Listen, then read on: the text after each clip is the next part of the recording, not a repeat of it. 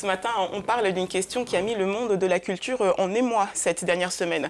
Comment rendre à l'Afrique les milliers d'œuvres d'art arrivées en France sous la colonisation? Un débat vieux de plusieurs décennies qui a refait surface après la remise le 23 novembre dernier du rapport sur la restitution du patrimoine africain commandé par Emmanuel Macron à deux historiens. Avant d'aller plus loin, je vous propose de faire un saut dans le passé. C'était il y a à peine un an, le 28 novembre 2017. Le président Macron prenait la parole devant des étudiants de l'université de Ouagadougou au Burkina Faso. Je ne peux pas accepter qu'une large part du patrimoine culturel de plusieurs pays africains soit en France. Il y a des explications historiques à cela, mais il n'y a pas de justification valable, durable et inconditionnelle. Le patrimoine africain ne peut pas être uniquement dans des collections privées et des musées européens. Le patrimoine africain doit être mis en valeur à Paris, mais aussi à Dakar, à Lagos, à Cotonou. Ce sera une de mes priorités. Je veux que d'ici 5 ans, les conditions soient réunies pour des restitutions temporaires ou définitives du patrimoine africain en Afrique. Promesse tenue donc pour Emmanuel Macron, puisque le président français a décidé de restituer sans tarder 26 œuvres réclamées par le Bénin, des prises de guerre de l'armée française en 1892. Une décision qui suit les conclusions du rapport.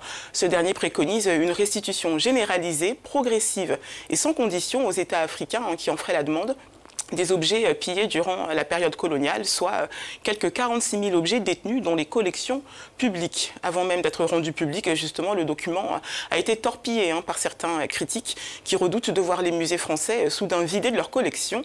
Marie-Cécile Zinzou est la présidente de la fondation artistique du même nom à Cotonou, au Bénin. Elle a toujours défendu la restitution du patrimoine africain à l'Afrique. Écoutez ce qu'elle répond à ces critiques. Le rapport préconise de faire des commissions bilatérales entre les États africains et l'État français. Donc c'est ces commissions qui travailleraient ensemble et qui permettraient de définir quels objets restent en France et quels objets partent en Afrique. Voilà, donc il ne faut pas y voir le départ de 46 000 œuvres demain matin du Quai Branly. C'est pas du tout le sujet. Je crois que toute cette bataille, tout ce projet engagé par le président Macron ne souhaite pas appauvrir la France. Au contraire, c'est un enrichissement de travailler avec les pays africains. Pour Marie-Cécile Zinzou, bien plus que de récupérer, je cite, quelques masques et un trône, il s'agit bien pour les pays africains de retrouver une dignité et de se réapproprier une partie de leur histoire effacée par la colonisation. On a tendance à vivre dans cette image de la colonisation, et la colonisation a effacé notre histoire. Et donc là, tout à coup, le retour de ce patrimoine dans le pays veut dire votre histoire ne commence pas en 1892 avec la France qui arrive. Cette histoire commence bien avant et on a une histoire dont on peut être fier, dont on peut tirer des enseignements.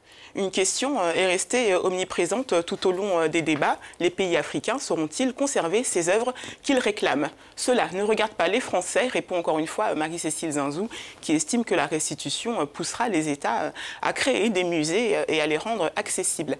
Car la jeunesse africaine ne demande qu'à se réapproprier ce passé dont elle a été privée. L'exposition du Trésor royal de Béhanzin à la Fondation Zinzou en 2006 a attiré 275 000 visiteurs en 3 mois et le Musée des civilisations de Côte d'Ivoire, qui en 2006 ne comptait que 8 000 visiteurs par an, principalement des Occidentaux, affiche depuis sa réouverture en 2017 plus de 100 000 visiteurs, pour moitié des locaux. Après le Bénin, le Sénégal a lui aussi fait part de son souhait de récupérer toutes ses œuvres, peut-être le début d'une onde de choc en Europe et aussi en Afrique. Et puis pour conclure, sachant que les musées occidentaux bénéficient de retombées financières provenant de ces œuvres, eh bien, certains internautes posent la question du dédommagement, question qui selon eux devrait être également mise sur la table des discussions. Donc voilà un débat qui ne fait que commencer visiblement.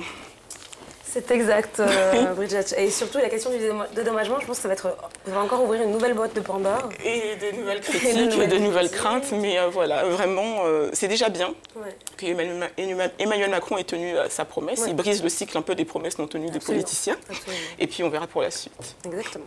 So we don't know yet the date. He's going to we don't know yet, but he gave his words. I think he's going to stick to it. Okay.